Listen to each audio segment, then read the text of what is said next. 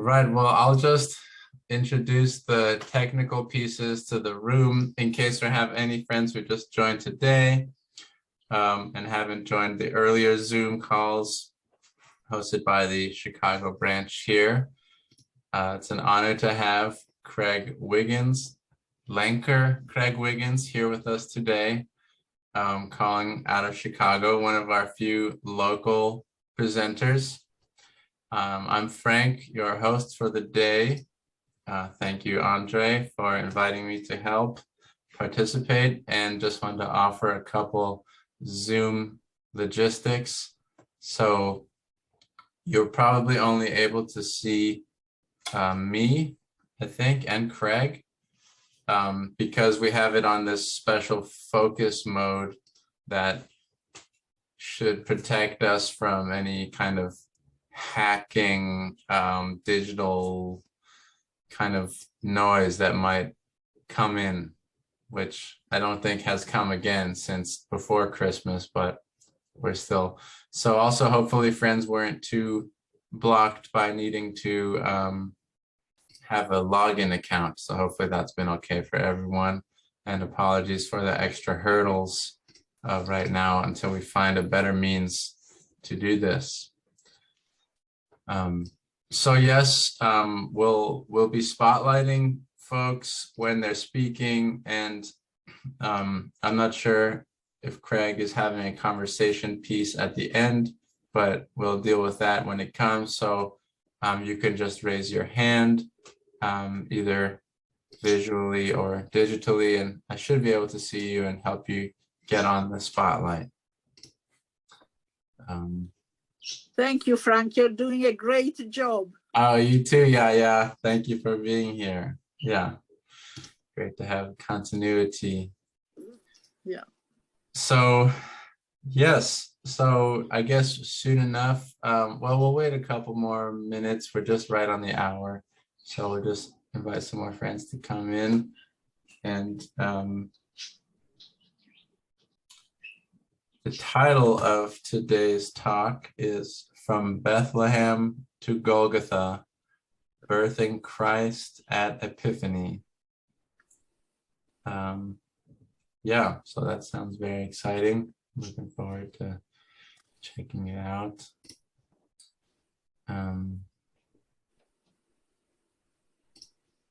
Yeah. I was wondering how we would open up the space if there was like a song or something someone might want to sing for a minute that could be an opening to the space.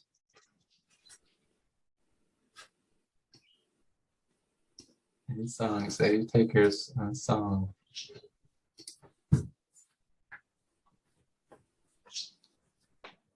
Frank, you were playing your flute. I was.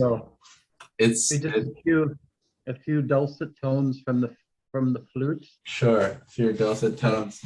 That sounds good. Okay. I think I can let people in if anybody else shows up. Okay. Yeah. See, I want to find the other one, but I don't see the other flute around. So I'll play this little one. My friend's pentatonic. All right. Hopefully it sounds sweet enough.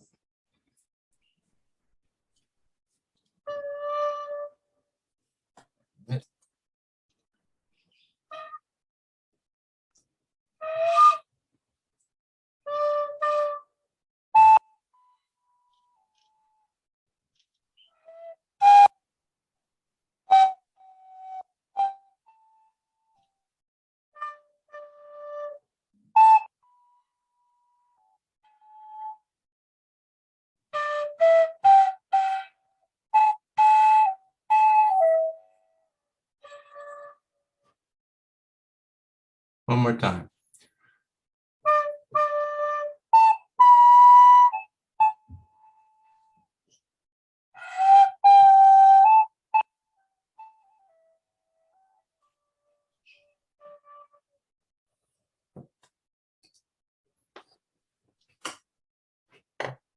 Thank you. Thank you. All right, many blessings and welcome to the Zoom space here. Craig Wiggins. Great to see familiar faces. So most of you know the ropes of the recent Zoom forum. And may this be a great time of listening and awe and learning, wisdom and wonder. All right, Craig, thank you so much. I'll pass it to you. All right, here we go. Yeah, the holy nights, always such a kind of threshold experience in the year. I remember in that great big book called Somewhere. Are you familiar with that book? Somewhere, Rudolf Steiner said, ... It's a book about, well, I can't even produce it on the screen. It's probably the thickest book in the world. Somewhere, Rudolf Steiner talked about really ancient times before there was anything like a calendar or any sort of written record of the time, but people only lived with the cosmic appearances, the sun, the moon, the stars, the changing of the seasons, the length of the day, and so on. But there were always, and then when finally people began to try to systematize time, somewhere probably in that Egyptian Chaldean period, maybe somewhere earlier, I'm not really sure, there were always about 10 to 14 days that they couldn't put into the calendar. They just didn't fit. They would watch the cycles of the moon and the sun and the length of the days and the position of the stars. And with all of that, there would always be 10 to 12 days that didn't fit. And we are living in those days right now. What turned out to be the holy nights, the nights around the winter solstice or right after that, are those days of the year when, because they don't fit into a system, human beings, the earth tends to be more open for the influences from the cosmic realms, the stars, the planets, the angels, the hierarchies. Some people just find it easier to breathe in this time of year, even that. So the days are hard to count. I lost track today. I forgot an appointment because it was Tuesday and I had totally forgotten that it's Tuesday. I was somewhere off in La La Land, I think, with my calendar. So that's part of the characteristic of these days, and one reason that the Chicago branch, for example, also the Anthroposophical Society in America, have gone to set up a number of possibilities to meet each other. And of course, 3 years ago, we never would have dreamed we would be looking into little squares in a computer and seeing people who I recognize. I think I see someone from Honolulu and someone from Tennessee and someone from Florida and someone from Alabama. And I won't name everybody, but we would never have dreamed that we would be doing this just 3 years ago, 2019. Who would have thought that we would be having Zoom calls in the holy nights, making them kind of unholy a little bit. But yet the effort to reach each other in thoughts and to some extent in our feeling takes away any sort of odium that I have about this medium. So now I'm looking at a great big picture of myself. That's really very charming, but that's all right. I'll survive the next hour or so. The heavens are open.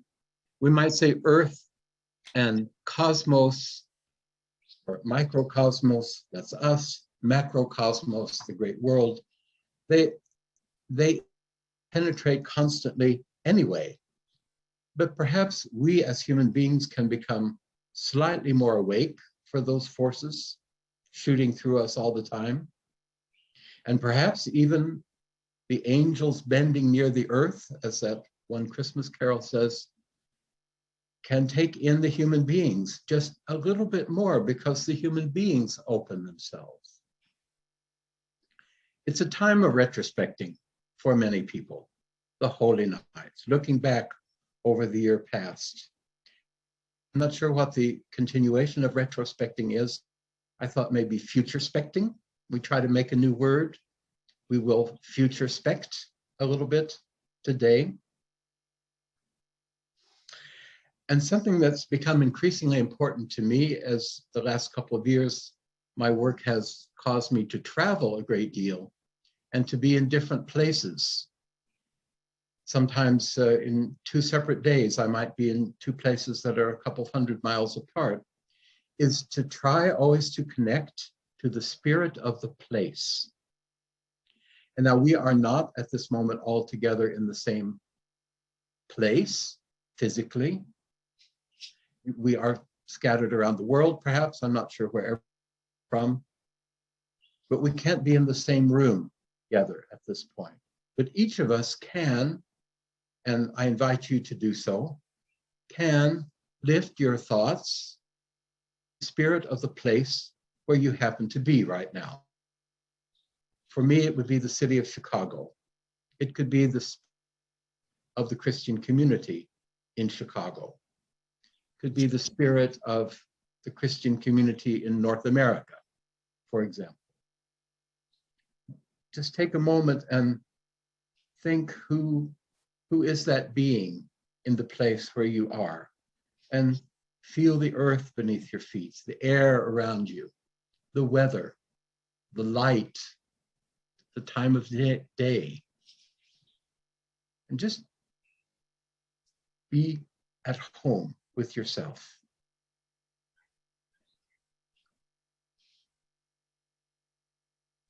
So the last couple of days, the 2 Andrews, Andrew Wolpert and Andrew Linnell, I'm not sure if either of those gentlemen are listening, they treated us royally with some beautiful art. Through the ages, classical art, some modern things, some very old artwork, illustrating some parts of the Christmas mysteries, you might say. Now, I'm afraid today, the only artwork you get to look at is this one right here. I'm not qualified to present art historical information other than to tell you what I like, and that's not exactly what you're here for.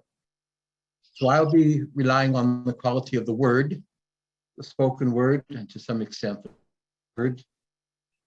And before I get started, I'd just like to share my sources of inspiration with you. The biggest inspiration for me are the stories about the life of Jesus of Nazareth, or the Christ Jesus, or the Christ. He bears different aspects at different times. The stories that I've actually been hearing since I was about 6 years old, going to the Presbyterian Church in Joplin, Missouri as a grade schooler, going through grade school, high school, middle school, eventually falling away, as many young people do, but always hearing every Sunday another story about the life of Jesus. Accompanied by these people they called the apostles or the disciples, and all the people who gathered around him as he traveled back and forth and up and down through Israel. That still inspires me. I still think of my Sunday school teachers from time to time. Amazing. And the ministers that I heard preaching about the Gospels, about the letters of Paul, about the Old Testament. And the last 40 years or so, I've had the privilege of becoming acquainted with the work of Rudolf Steiner. And especially important for me are his Christological lecture cycles, lectures about the Gospels, the 5th Gospel, Paul, Old Testament. Those are the books that I can read like novels, and I can reread them many times, some of them. And especially in wondering what in the world I was going to say to you all today, I pulled the book out of my bookcase by our friend Sergei Prokofiev, The Cycle of the Year as a Path of Initiation. Let's see. The Cycle of the Year as a Path of Initiation. One of the very thick Prokofiev books, very well documented. And actually, I'm only working with one chapter, which is called The Path of the Christ Impulse Through the Sheaths and Its Reflection in the Gospels. The Path of the Christ Impulse Through the Sheaths and Its Reflection in the Gospels. Frank was so kind as to put in the chat a bibliography. Everything that I refer to in the next hour or so, you can find on a list that I made. Prokofiev draws heavily on Rudolf Steiner's lectures about the Matthew Gospel in this particular chapter. So that's also listed, lectures on September 10th and 11th, 1910. And then the various gospel quotes that I bring, I've written down for you. So if you want to, and I hope maybe someone will be inspired to check out these images, pictures, stories later, you can find it there. So with many thanks to our wonderful teacher, Rudolf Steiner, and his devout disciple, you might say, Sergei Prokofiev, I'd like to start with some words, actually the very last words of the Gospel of John. After John has told all of his stories, and I'll come back to several of them, after he's told all of these stories, he has what you might call a kind of a qualifier. What's the right word I'm not coming up with? Kind of to excuse himself almost for how inadequate his book has been or his story has been. He says, the very last chapter of the Gospel of John, very last words, but there are many other things which Jesus did. Were every one of them to be written down one by one, I suppose that the world itself could not contain the books that would have to be written. So many things happened in the life of Jesus of Nazareth that the world could not contain books that would have to be written. So dear friends, I'd like to think this afternoon, this evening, this morning, whatever it is, where you are, we're going to write one of those books together. I will hold the pen and you will inspire me. So thank you. One of those books that would have to be written that is going to fill the world with inspiration and beauty. And another motto that has become increasingly important to me as I stumble through life and try to carry the message of Christ is a very short passage from a letter of Paul to the Philippians, chapter 2. I didn't put that on my list, but it should be.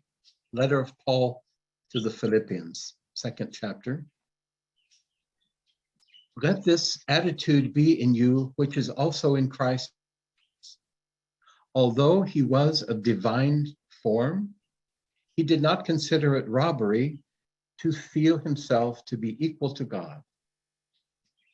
Even more, he emptied himself out and took on the form of a servant, in that he became similar or even just like a human being. In this form, he humbled himself, in that he was obedient unto death. Yes, even unto death on the cross.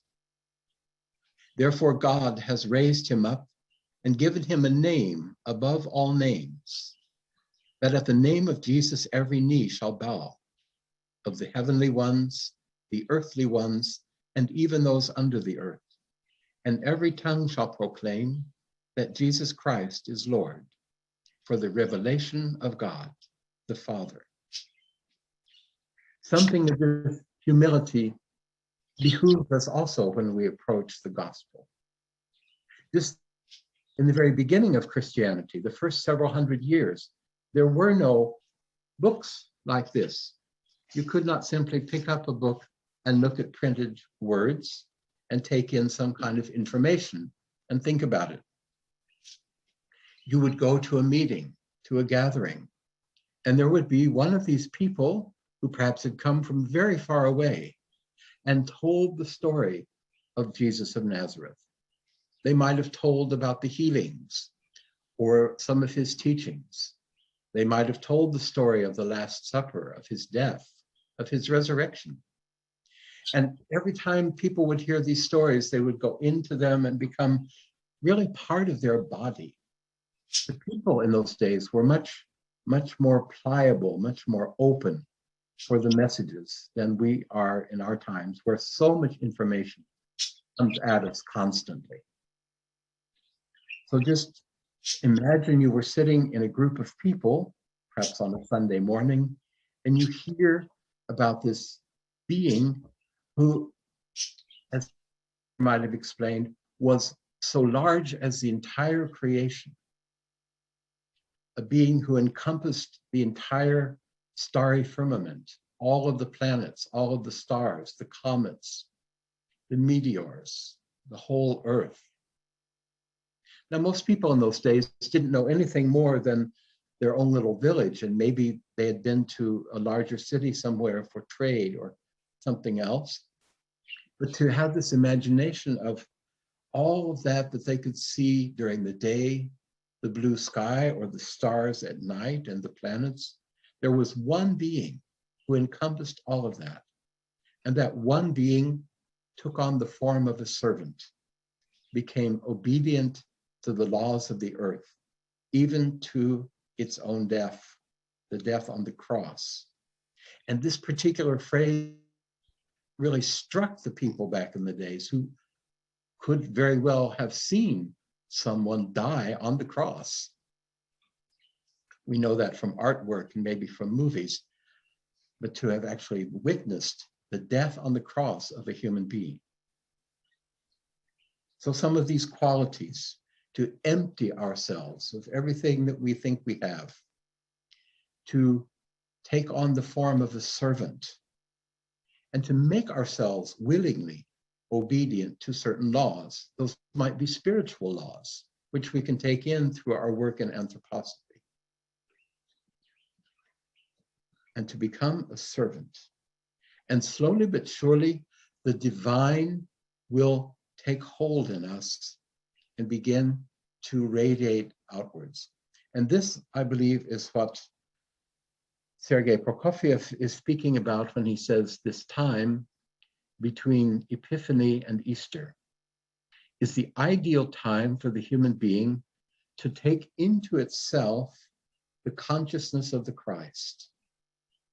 Now that we've had the holy nights behind us, which have perhaps more of a cosmic, a dreamlike quality, slowly but surely we step into the realm of Epiphany, where the star wisdom guided the Magi to the Christ child. Star wisdom that they had cultivated through centuries and centuries of study and research and observation. Observation of the outer phenomena which led them to inner experience. And so we can step into this realm of Epiphany through observing what happened then in the life of Christ.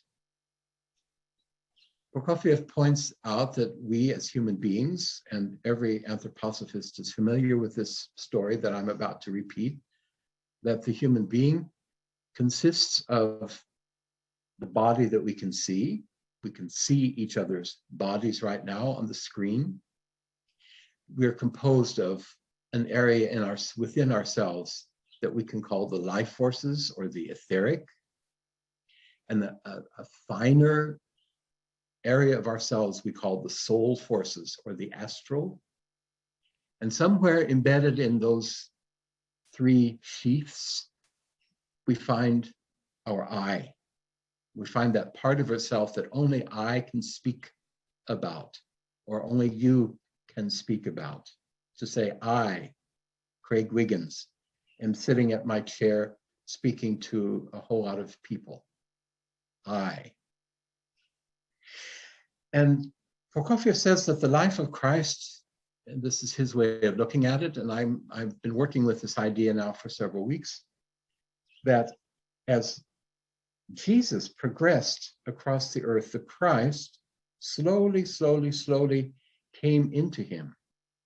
Now we can say, of course, the baptism in the Jordan was the moment when, so to speak, in a ritual manner, the proclamation came about. It was even confirmed by the voice from heaven. We can read that in the first chapters of the Matthew, the Mark, and the Luke Gospels. A voice in heaven cries out, "My beloved Son, in you today I am revealed. Today I have begotten you." This moment of arrival, but just like the birth of a human infant, that's only the beginning. That little baby, or that Jesus of Nazareth, who had just received the Christ, gets out of the water, climbs out of the water, up the banks of the Jordan, and as Mark puts it, was driven by the Holy Spirit into the desert, where he stayed for 40 days, fasting and being tempted by the devil. So a very first entrance of the Christ into the being of Jesus of Nazareth.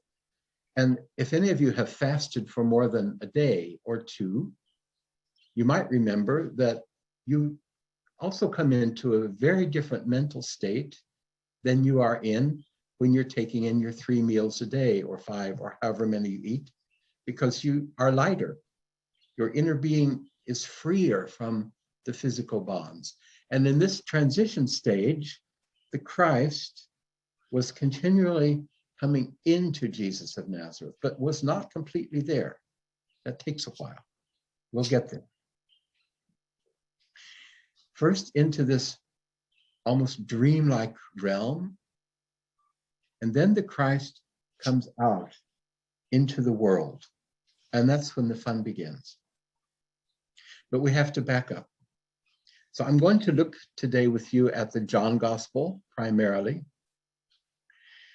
And if we begin the John Gospel at the beginning, the first 5 verses, often known in anthroposophical circles and other circles as the prologue, recommended by Rudolf Steiner as a daily meditation when waking up, for example.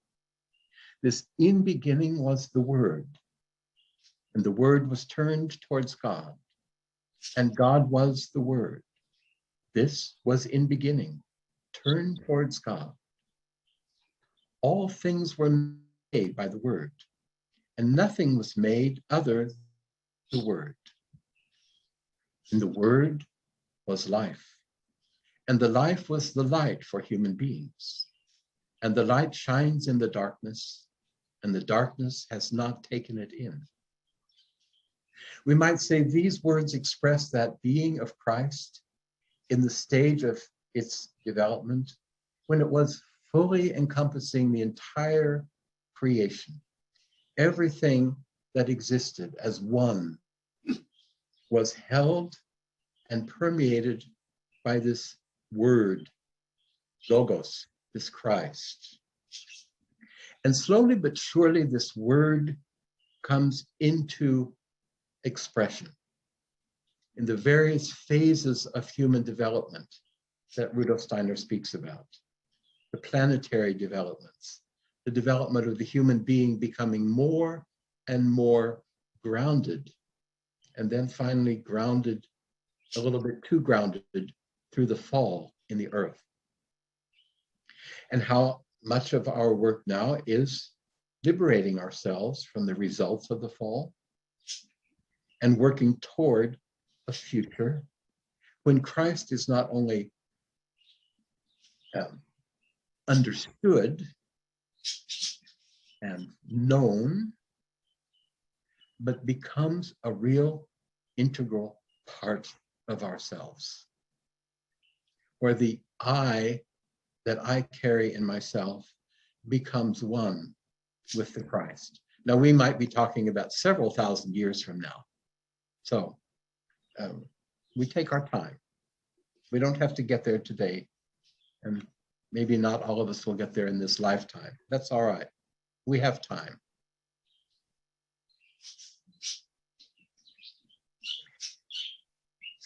So at some point, Jesus does come back from the desert and apparently walks past John at the Jordan. We'll find this in the second half of the first chapter of the Gospel of John. And John has disciples. He has people who've gathered around him, who perhaps help him with his work, who carry his message. And he indicates to one of his disciples named Andrew and then other, there's Jesus. He says, behold, the Lamb of God who takes away the sins of the world. And these two, Andrew and this other unnamed person, follow Jesus. And they stay with him the whole day. And one of them, Andrew, finds his brother, Simon Peter, and brings him into the group. And then they find another friend named Philip. Also find a friend named Nathaniel. The first chapter of the Gospel of John, there are 5 men, we might call them disciples already, 5 people who have entered into the sphere of Jesus of Nazareth, who has very recently received Christ into his physical, etheric, astral being, in whom the Christ is still gradually incarnating and permeating his being, and 5 human beings enter into that sphere. So you might say the Christ begins also to penetrate into their astral, etheric, physical, awakening deep within them the I forces that recognize the Christ as part of their destiny. And they stay with him until the very end. So we're in a constant process, dear friends. It's very easy to read the Bible, and some of our friends from the South, where I come from, will read the Bible and say, see, there it is right there. He said this, and that's the way it is forever and ever and ever, and it never changes.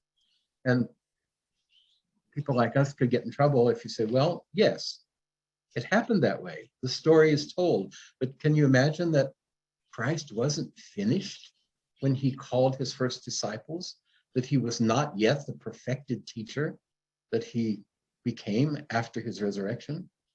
Ooh, that will get you in trouble. Have fun. Transition, development, always moving forward, always asking Christ to come deeper and deeper and deeper into the humanity that we carry with us. The second chapter of the Gospel of John gets more concrete. We hear there's a wedding at Cana in Galilee. This is a story I could talk about for hours. I can't do that here. Give it about 5 minutes maybe. Cana was a crossroad. Many different streams of humanity came together in that place. Galilee was a verdant, fertile place with lots of water and moisture and green. So there's a certain sphere that emanates for the well-informed reader when they hear Cana in Galilee. It's already a very different place than Jerusalem in Judea. Jesus was at this wedding with his disciples, and his mother was also present. We think of a wedding as that moment when 2 beings, so to speak, seal their destiny together, that they entrust, so to speak, their soul forces to the other, to guide and to guard and to love. And at this point, something very strange happens. Christ has the servants, they run out of wine. Imagine a festival without wine. Well, I haven't drunk wine in 40 years, but that's not such a problem. Then the wine was gone. It was all drunken up. And so Christ has the servants fill large containers with water. And then he has the master of ceremonies taste the water, which has turned into something very different. And we could go on and on. If we were chemists, there would probably be very interesting explanations for this phenomenon. I think what's happening here is once again this transition from the very great macrocosmic general spiritual universe into this very specific human area, this very specific etheric community of Cana in Galilee which itself has a great opening for the rest of the world. But something very general is becoming a very specific entity, wine. The difference between water and wine could not be greater than day and night. Water has no taste, no aroma, no color. Wine, every wine has its own special aroma, its own special taste, its own special color. It's aged. It's not simply taken out of the earth and drunk. It has to go through a process. And we're talking now about a very first step. The end of the story says, when the disciples saw this, they began to believe in Jesus. They began to believe. The Greek has this special form. They began to believe in him through this sign.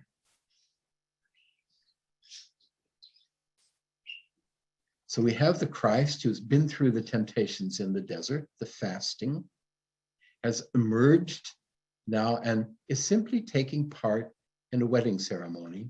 And even though it's not his time, his mother urges him on.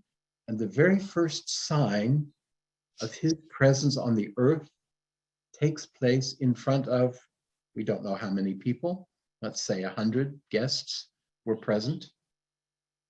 And this story will, of course, go out into the world. Not a problem.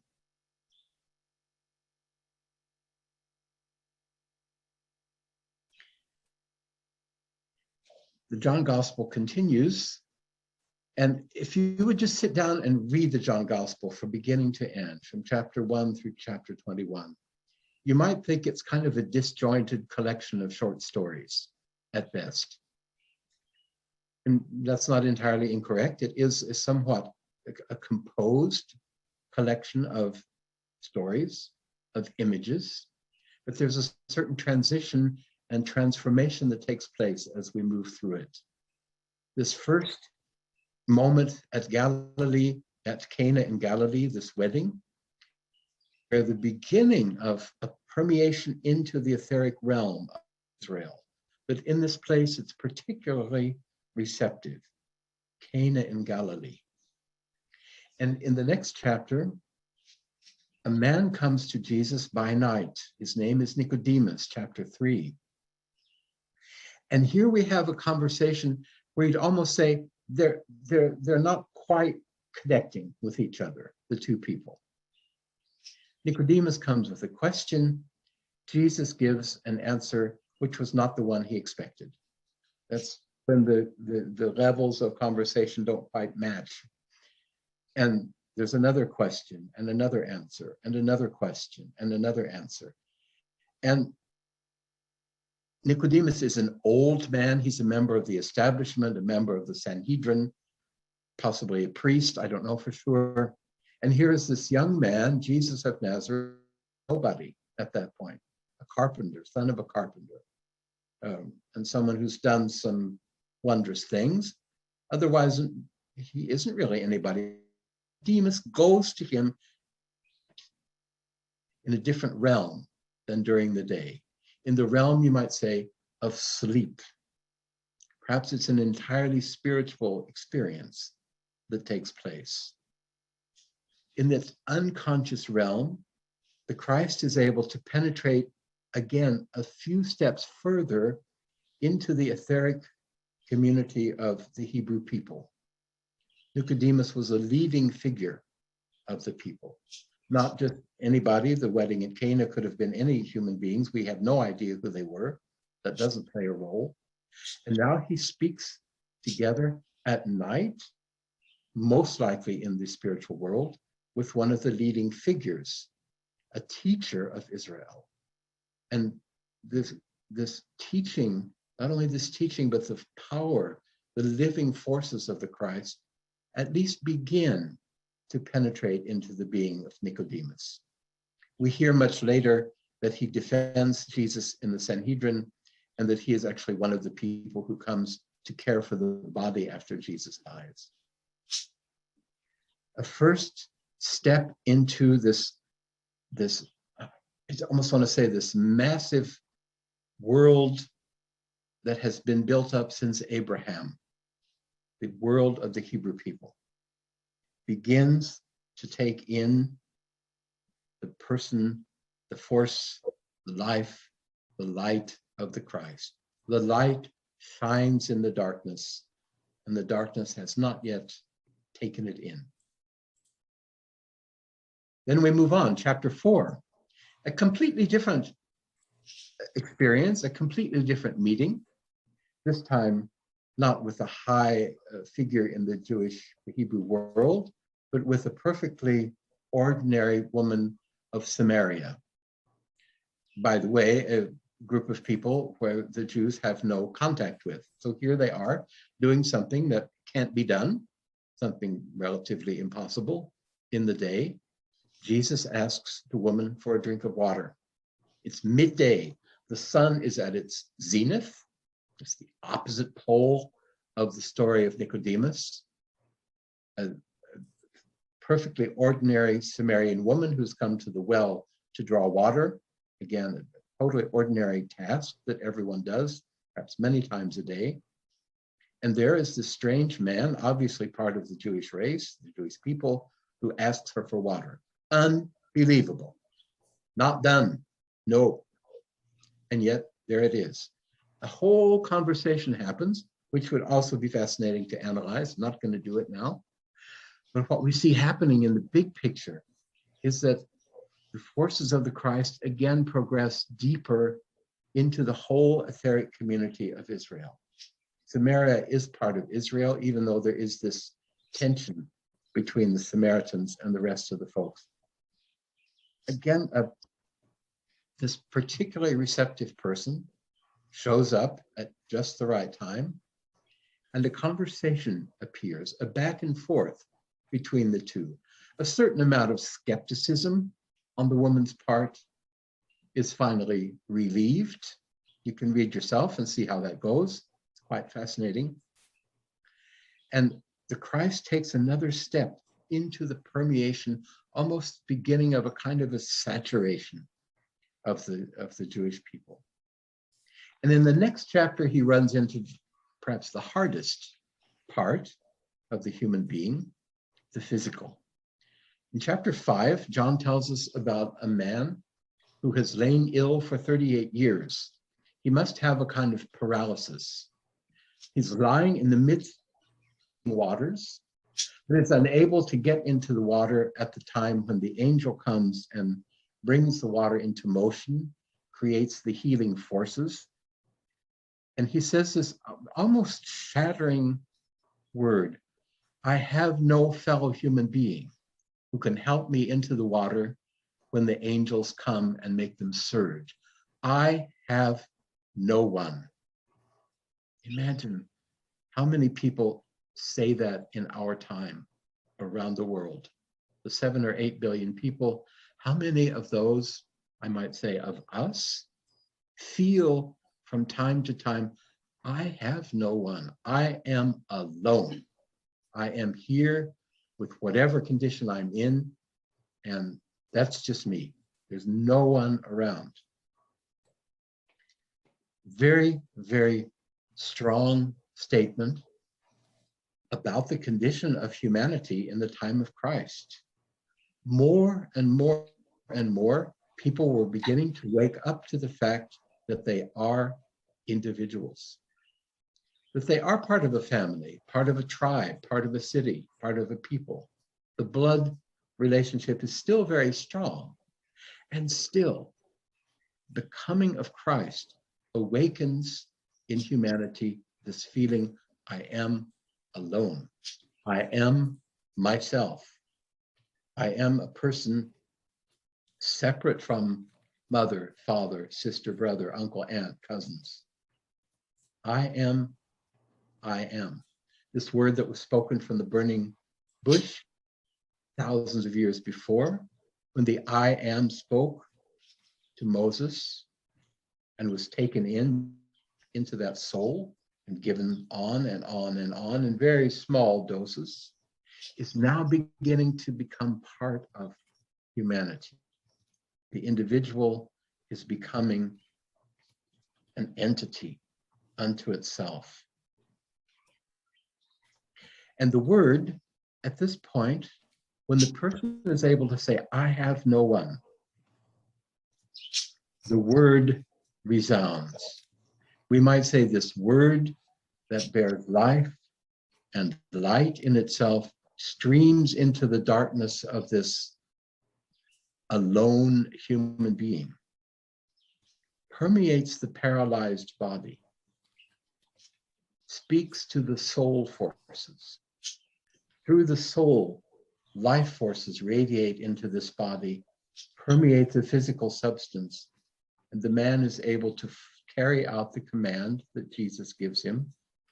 Stand up, take your bed, and walk. Very simple.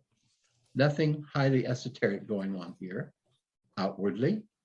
Inwardly, we can see the beginning, again, a beginning of the permeation of a human being who represents all human beings who are paralyzed, however paralyzed, whether here or here or here or wherever paralysis may have struck.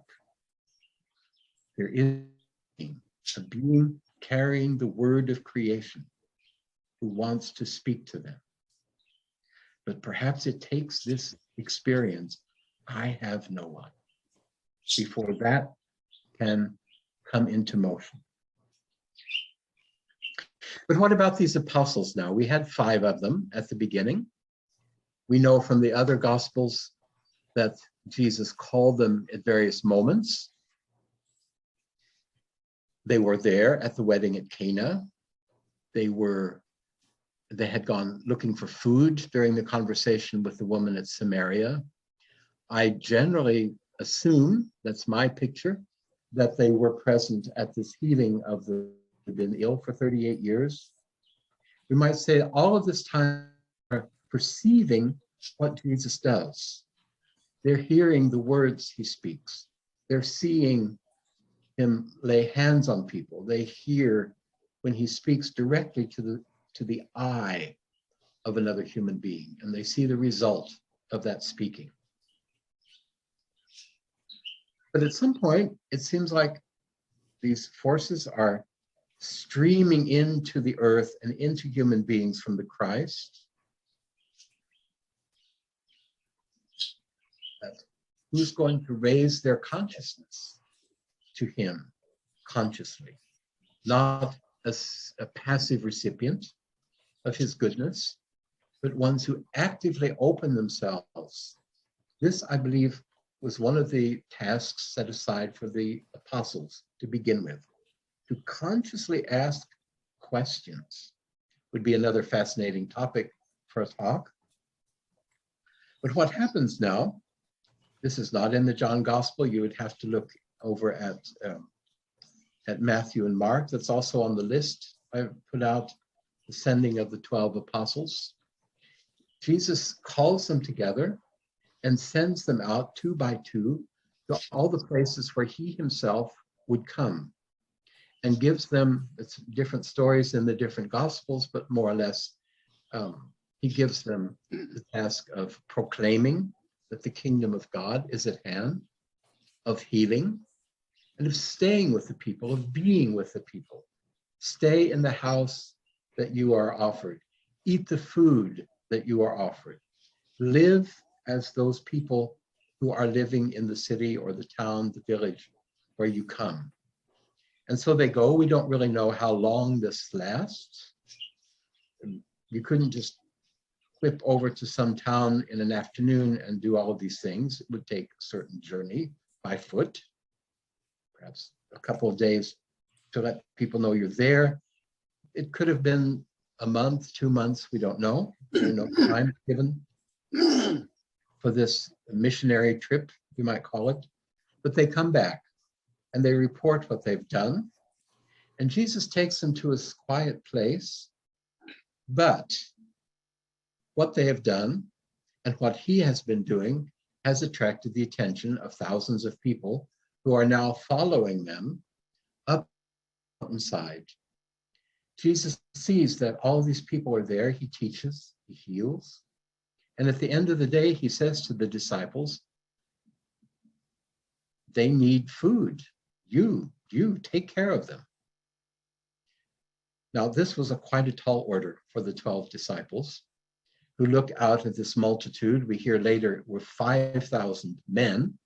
There were undoubtedly women and children. So let's say 8,000, 9,000 people. I can't even imagine that many people altogether, but okay, part of a football stadium in our terms today. And they're supposed to give them food. And well, one boy has some bread and some fish, but as Andrew says, what is that for so many? Jesus has them gather, has them sit in special positions, and he takes what is offered. He takes what the earth offers him, and he speaks the prayer of thanksgiving. The Greek word is eucharistein. We hear perhaps the word Eucharist, a ritual prayer, and then begins to distribute the loaves and the fish. And we hear at the end of the story that all had gotten what they needed and were satisfied, and there were even 12 baskets of bread left over. And what, for our purposes today, what I see at least here happening is the disciples, out of necessity, raise themselves out of their desperation into this cooperation with Christ, who says the prayer, who lifts the entire happening up into a higher level, a higher sphere.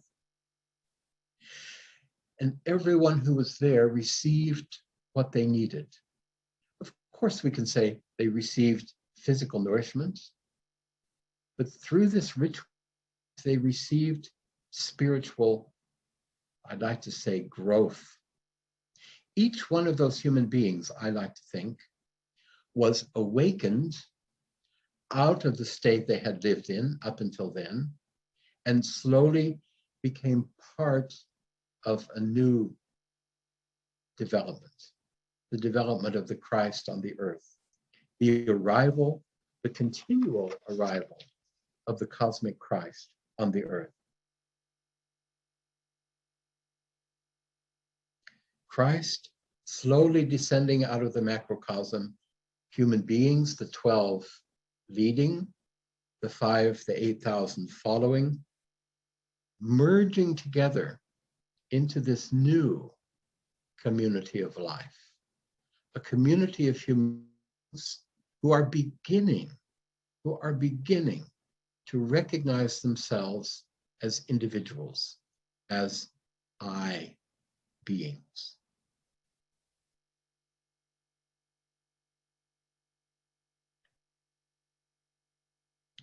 And it is after this nourishing feeding of the 5,000, I don't like that word feeding too much, but that's the word that the theologists have given us, the feeding of the 5,000 in that atmosphere that has been created by the nourishment of all of these people through the prayer of Christ, through the action of the apostles. They follow him across the sea, and then the next day, all of these people are still together. And Christ says the first of these 7 memorable words, I am the bread of life. I am the bread of life. Whoever comes to me shall not hunger. Whoever believes in me shall not thirst. Now, simply from the point of view of linguistics, it was unusual in the Greek language in which the Gospels have been written down. It's fairly unusual even to use the word for ego. Ego, eimi, I am. So we have a being who, representative of all humans, takes this enormous step in a human body, in an atmosphere of fellow human beings, to state something so revolutionary. I am the bread of life. Not I am Jesus the carpenter from Nazareth, or I am someone who knows the scriptures and can explain them to you. Something much, much deeper, broader, more powerful. Bread of life. Bread. And then not too much later, in the 8th chapter, another element enters into this I am realm. Something much finer, much harder to grasp than bread. I am the light of the world. Whoever follows me shall not walk in darkness, but will have the light of life. The light shines in the darkness. And we might dare to say the darkness begins to take it in. The darkness begins to open itself for the light. In this particular confrontation in John 8, again, a confrontation with the powers that be, where Jesus is able to make a statement and ask a question that says all of them, and they walk out of the situation. I am the light of the world. Perhaps this light can only be seen when we're able to remove those elements of ourselves which block it. We are able to recognize what part of me is stuck in the past, what part of me is holding on to convention, what part of me is saying, well, I've never tried that before, so it can't really work. I do that all the time. I am the light of the world. This can be really a huge, enormous experience of light, or it can be also a very almost minute, almost imperceptible realization that I am who I am, and that's good. I am the light of the world. The light shines in the darkness, and the darkness is beginning to take it in. We've seen this light go into places where there's illness, hardening, blindness, hunger. Into all of these manifestations of humanity, Christ shines his light. And it's not only for those paltry individuals, for this man who had lain ill for 38 years, or this bridal couple, or Nicodemus, or the woman at the well. Each of those individuals stands for an entire flock of humanity, shall we say, an entire cohort of related souls are affected when the Christ speaks to this one individual. The light is not a metaphor. It's not just a pretty picture.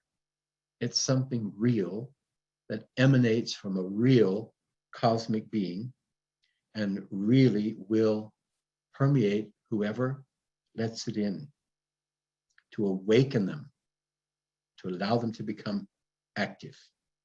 I don't know how many of you have the luxury of waking up in the morning when the light shines into your room. It would be pretty late nowadays in the winter here in the north. It would make your daytime a little bit shorter, but just the ability to become awake after a night's sleep because the sun has come up, because the physical light is shining into your room. It's much nicer than the alarm clock, and not so loud and not so shattering. But that moment when the light first begins to appear in the space around you, what a treasure that could be, just for practice sake.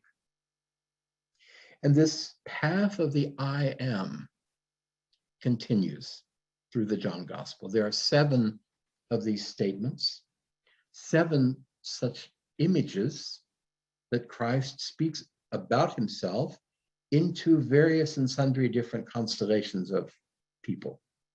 I am the bread of life. spoken to the disciples with thousands of people around.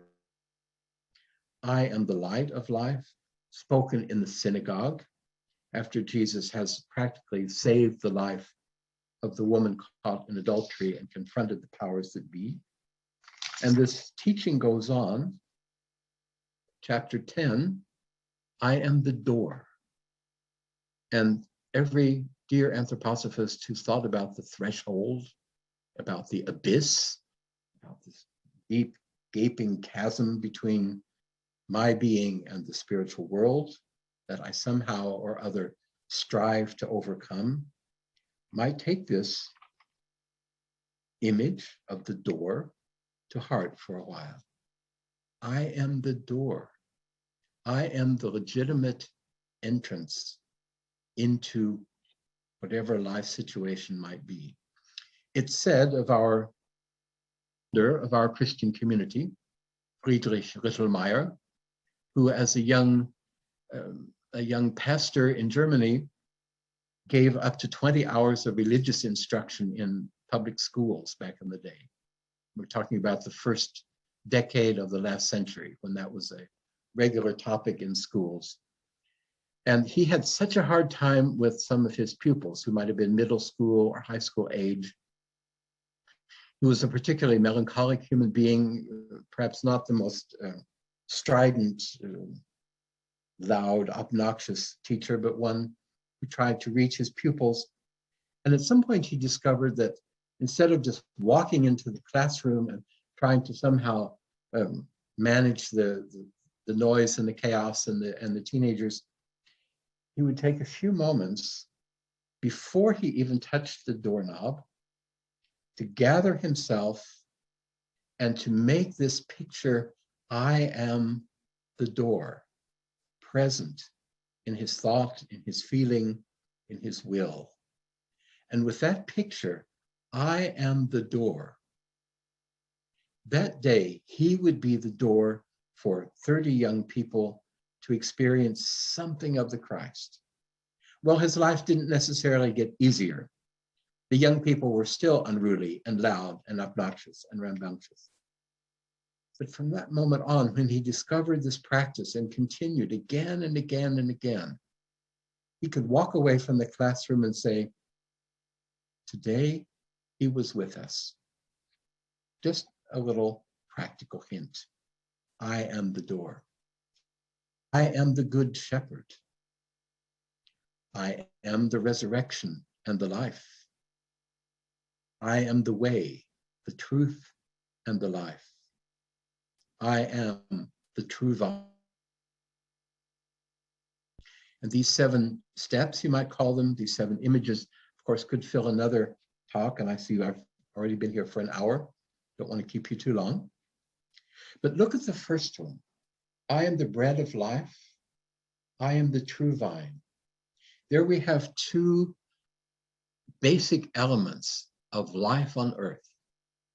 Bread, the solid that has been cultivated, the wheat, the other ingredients, through the sun, the earth, the rain, worked through human hands, gone through a fire process, and become something quite solid, quite nourishing. Everyone who's baked bread knows how much work that is, if you start with the grain. And at the other end of this spectrum, these I am images, the true vine, the fluid element, the wine, the fruit of the vine, work of human hands, as the Roman liturgy says in the prayer to bless the wine. Fruit of the vine, work of human hands, the fluid element. These 2, back and forth, excuse me, through our whole day.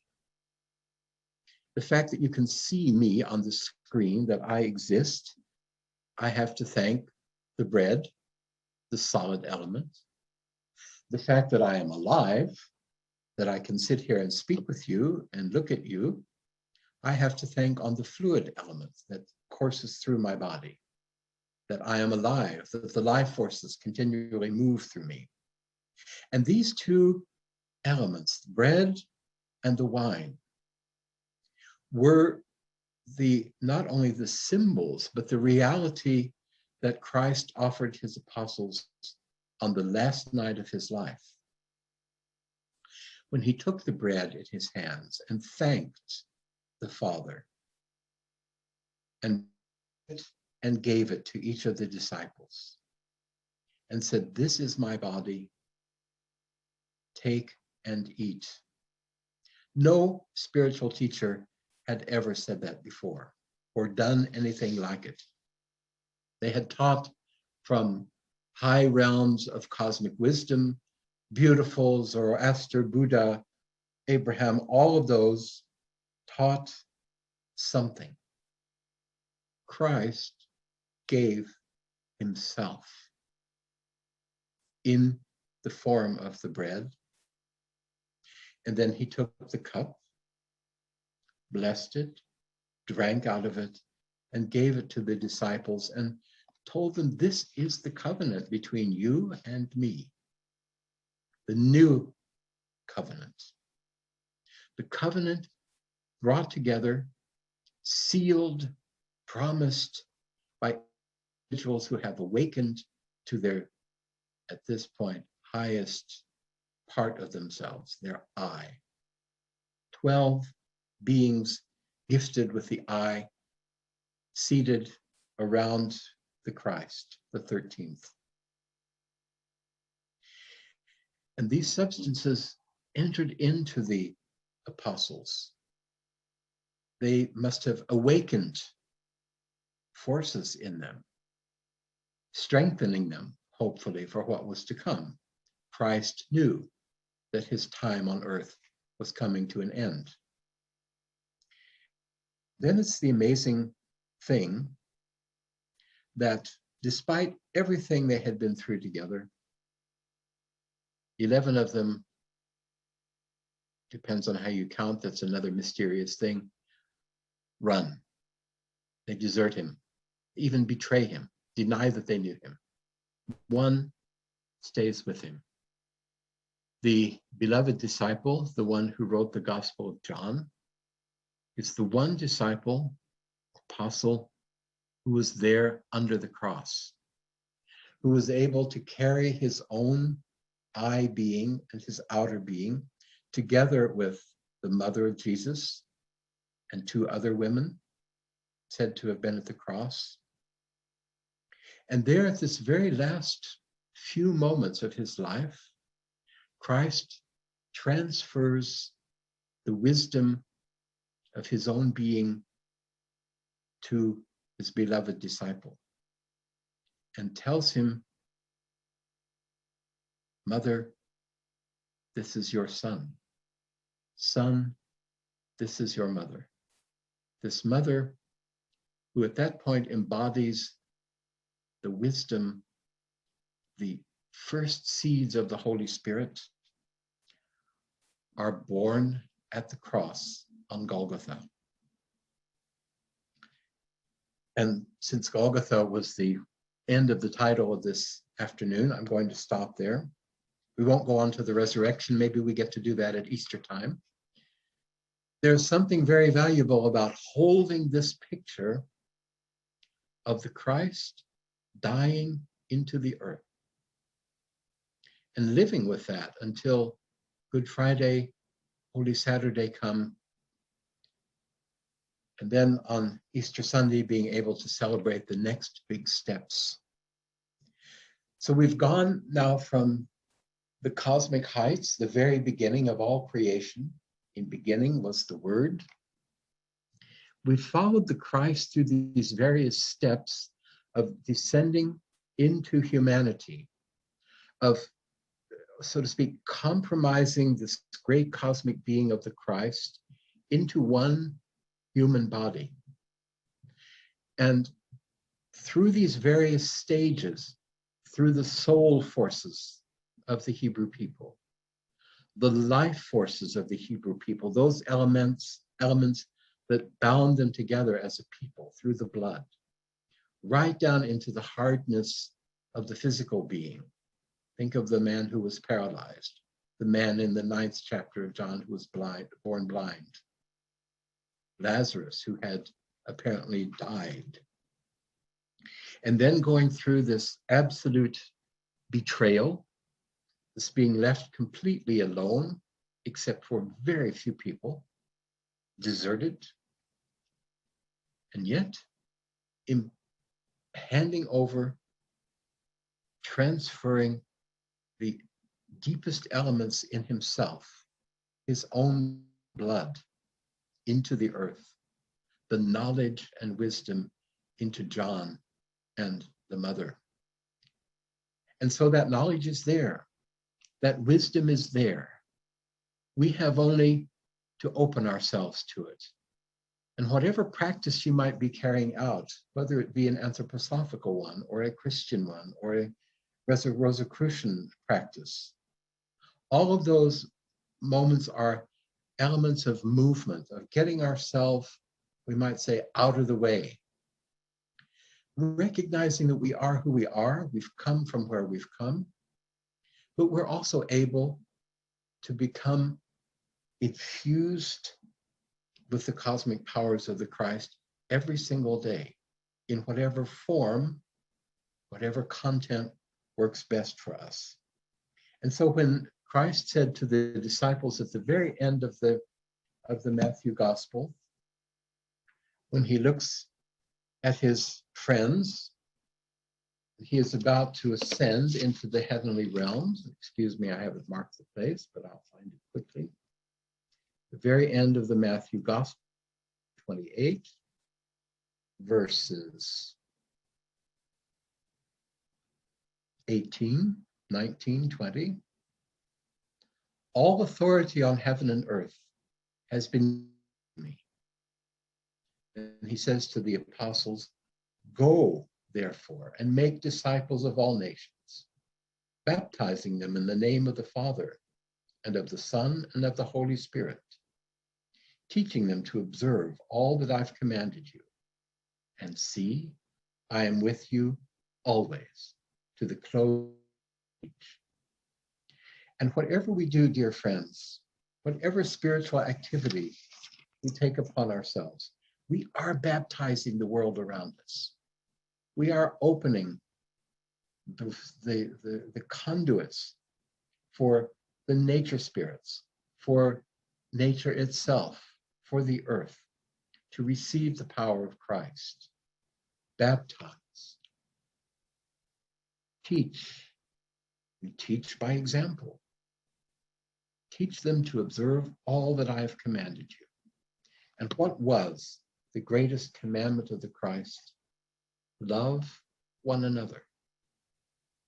And see, I am with you always, even unto the end of the age, or as some say, the end of time. Thank you for listening. I don't know if anybody wants to add something or ask or contradict everything I've said. That's also wonderful.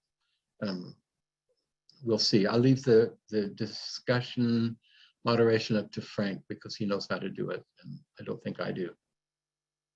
Maybe I can, but I'm... Okay, yes, sure. Go ahead, friends, if you would like to contribute something, to either wave your hand if you have your video on, or if you'd like to just speak, to click the reactions button and then the raise hand symbol there. You could also do if you would like to add something. Thank you so much, Craig, for walking us through this journey. What a beautiful presentation. My pleasure, as always. It's always a path for me because when this first starts, I have no idea what I'm doing.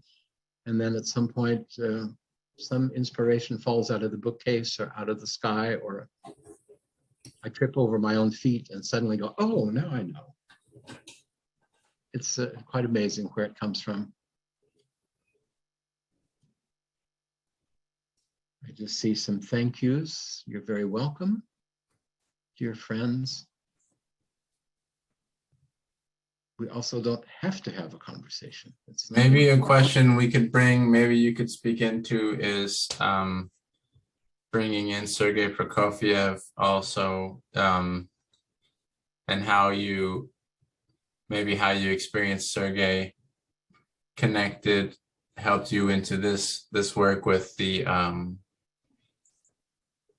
different pieces along the journey, or how was that you come to choose these moments to So share? this book I got as a gift from someone who had bought it for herself and said, read about 3 pages and said, this is way too much for me. I'll never get through this. Here, Craig, you need this. This was about 20 years ago in Holland. And it's one of those books that I don't think I would ever sit down and read it from cover to cover. But then Epiphany rolls around, John or Michaelmas, and I wonder what Prokofiev had to say.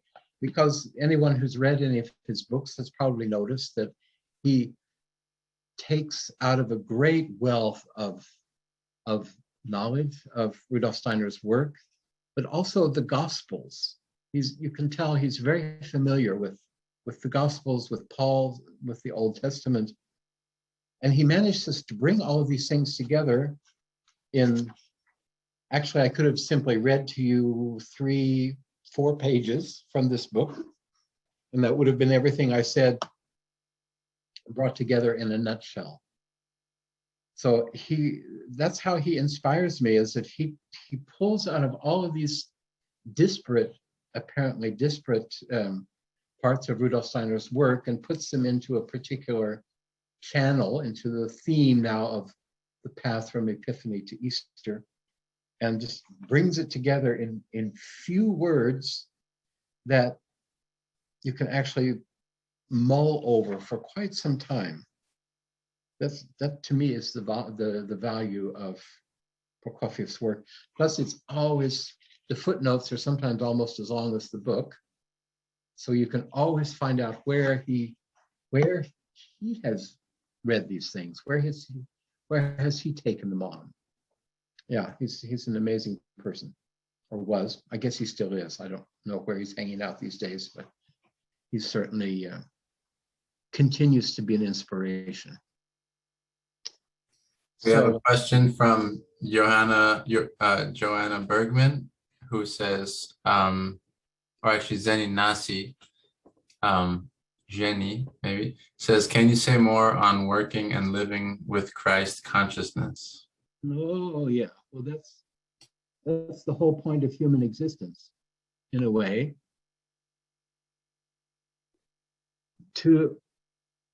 I think at some point you reach the stage of life where you suddenly realize that Christ consciousness is not something else than you. Now, that maybe sounds very mysterious, but it takes practice. It takes years. I would say anyone who is aware of there being a larger world in myself than I am myself. In other words, you feel a connection, let's say, to the world around you that you didn't have a week ago. And this could very well be that being of the Christ, that creative being awakening within you. So it's not all about just talking about Christ and taking his name into your mouth, but it's about sometimes just being still and not even thinking about anything, but asking, also asking. We can ask Christ to be with us. He said that it's very clear from these last words of the Matthew Gospel. I am with you always until the end of the age or the end of time. And if I can begin to accept he is with me, conversely, I am with him. I am in him. I don't know if that gets anywhere close to your question. I see that Florian has raised his hand. Can I unmute you, Florian? Oh yeah, look at that. Oh, I missed that. Thank you. That's okay. I can see everybody now, so it's. I want to thank you very much for your presentation on this Holy Night. And I was wondering if you could shed more light on this very sort of central event of the raising of Lazarus that's expressed in the 11th chapter, that is kind of a hidden gem at the very heart of the gospel that Rudolf Steiner revealed its brilliance, and it's usually overlooked by the denominations and the like. And the fact that this disciple is then the one that is beneath the cross of Golgotha. And upon Golgotha, this new relationship between this disciple and the Maria Sophia, representing another stage of initiation in a certain respect, that we all are benefiting from, because this gospel has arisen out of that communion and the life of John together with the Maria in Ephesus and the like. Yeah, that's of course a whole complicated story. I mean, the simplest answer, and the one that doesn't do your question justice, is to say that Lazarus, without that having really been talked about earlier, was a disciple of Christ together with his sisters Martha and Mary. And there's some very subtle hints in chapter 11, John, that Jesus loved them using the Greek word agape. In other words, he loved them with divine love. It doesn't mean he loved them like I love applesauce or I love my children or things like that, but that there was that his expression toward them was one of the high teacher, so to speak, transferring the divine love to his pupils. And then we hear that Lazarus is sick, and then we hear that he has, and the help that Rudolf Steiner gave us in understanding this story and in taking away the sort of miraculous sheen that many of these biblical stories have about them, is that something much deeper than an awakening from the dead was happening. Is more that Lazarus had not only been a pupil of the Christ, but perhaps the most advanced pupil, and had, in a kind of almost a hybrid kind of initiatory act, been brought into a death-like sleep, laid in the tomb. Everyone around him assumed he was dead. His sister even wanted to prevent Christ from opening the tomb because they assumed the body would have begun to smell. And the light that Rudolf Steiner shines upon this is that Christ was actually carrying out this initiation from a distance, a physical distance, but inwardly with his spiritual being was with Lazarus. And this is often called the last old initiation and the first Christian initiation. The last old initiation, because it did take place in kind of in secret in this tomb, like it was a tomb, and the candidate had been brought into a death-like sleep, but also a, so to speak, a public or a new form of initiation through that Christ had the door or the stone rolled away from the tomb and called Lazarus out in public with who knows how many people standing around.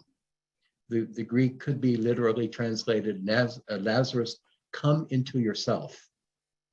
It's often used, said, Lazarus, come forth, which then happens. The person of Lazarus comes forth out of the tomb.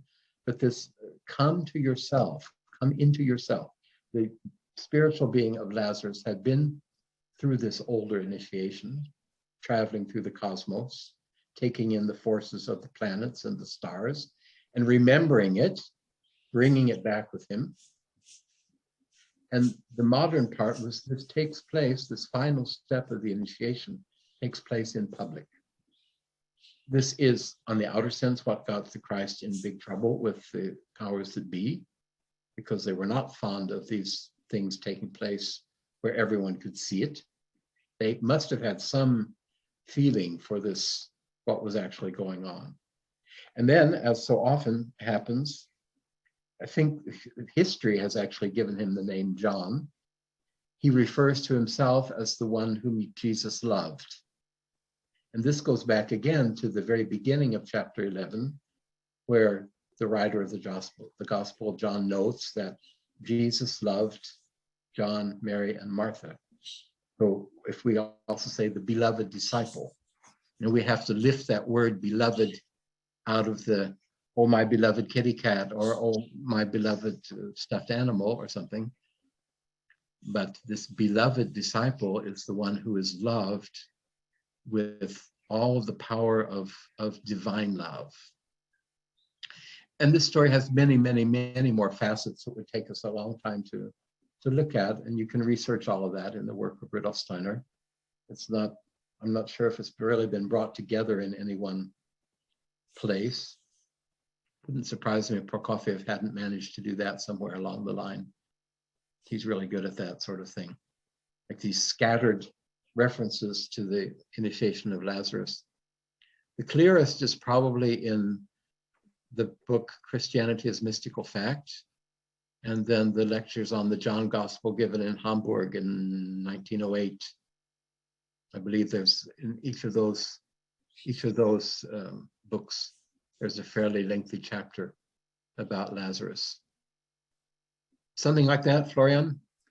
Yeah, I think that sheds some light on it. I think the words, I am the resurrection and the life, appear in response to Martha there. And this sort of looks to the future, to the mystery of Golgotha in a way. And yes, you can see in Mary Magdalene, who was the first to witness the resurrected Christ and mistakenly sees him as a gardener to begin with, has this mystical side on the one hand, and then Martha is more the will, the one who prepares the outer environment and helps to set the stage for the work of Jesus the Christ. And what seems to be missing in John is this middle aspect of the feminine that he meets in the Maria Sophia, and that he unites with under the cross with the words that Christ speaks from the cross. So that kind of raises his destiny to a new level that I think is referenced in the 21st chapter when Peter is asking what about this disciple, and there's then an indication that he has a task that's related to the future, which is perhaps our time now, where this John Gospel comes into its own. That kind of reminds me of another aspect, is that the Christ needed someone who had gone through this experience of death in such an intense way, Lazarus did, who would be the one to most intimately report and tell about the death of Christ on the cross and the resurrection, who would have really gone through death and in a form resurrection, not, of course, not the same as the resurrection, but this experience was necessary for the one who would be telling this story. I see another question, and it's one I love, or I don't love, actually. Why would someone feel such antipathy toward the word Christ, even when we are speaking and knowing the light that's loving and crosses several polarities of life? Why the feeling of antipathy? Thank you, Nisha. This is a charming question. And I would say, as a professional Christian, which I am, I think about this just about every day. It's actually pretty simple.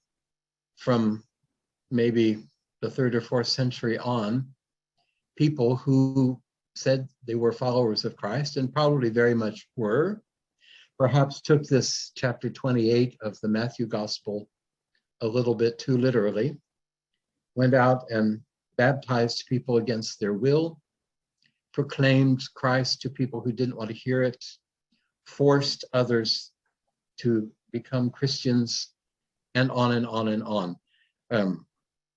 Wars have been fought, families have been broken up. There's a lot that is not Christ's fault. That's not his intention ever. But people in their enthusiasm in the name of Christ have done some of the most gruesome things that you can imagine. And as Christians in the 21st century, I feel like, at least I feel this for myself, everyone else can make their own decisions, but I feel very strongly that this karma rests upon everyone who follows the Christ now, that there is a particular heritage there that's very unfortunate and very unpleasant. And I hope that I haven't ever done anything like that, but maybe I have. I don't know. I don't think so.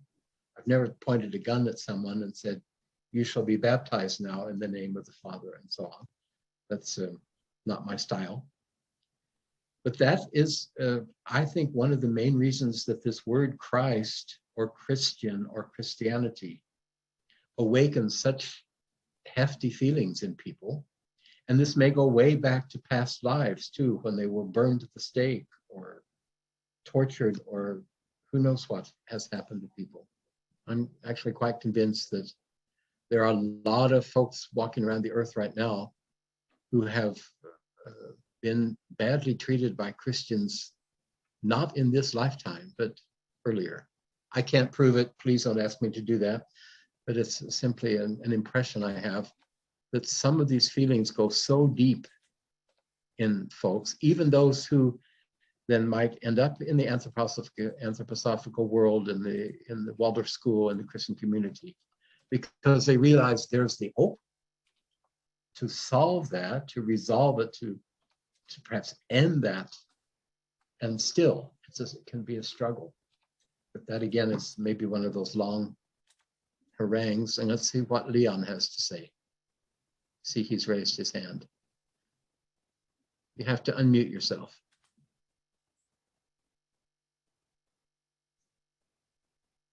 There you go. Craig, as a way of saying thank you, I'd just like to share something biographic. Did you hear me? Yes, you're Oh. loud and clear. Okay. Well, I remember the annual meeting this year, we were made aware of the importance of the age between 11 and 16 when the ego takes hold of the destiny. And that struck me because my brother and I, we grew up in a very industrial working class city in England. And our given fate would be, as it were, to spend our lives working in a factory. And each of us broke free of that in very different ways. He became a successful rock musician, and I became a scholar. And I had the good fortune to go to Oxford.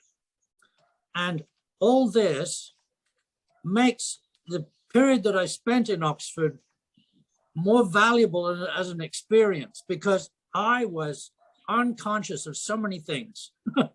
For instance, the first thing was the 3 terms that make up the year there start with Michaelmas. And I didn't understand or know anything about what that might relate to. And then physical things, like I walked past the pub where the Inklings met on my way from my department to my college every day. I didn't know they were there. And there are 2 other things that come to mind, particularly related to your talk. One is the motto of Oxford is, "The Lord is my light." Now, how many universities do you know where they say that? They have like Harvard Veritas and other things. It's about thinking. And I was kind of unconscious of that too. I found it kind of inspiring, but not in a way that I was very conscious of at all. And then something else I didn't know was there relates to the door. the light of the world is a picture you may know of where Christ is at the door.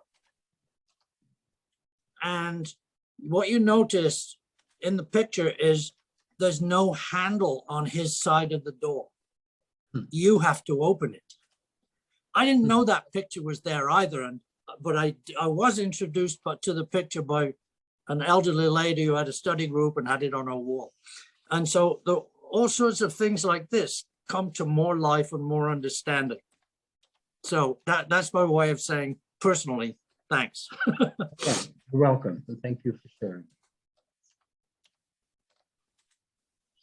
All right, it looks like we've exhausted our questions and other comments. I don't see anything else in the chat. Carola, were you wanting to say something? No, I just wanted to comment. Thank you so much. This was wonderful and very helpful. Thank You're you. welcome, Carola. Thank you.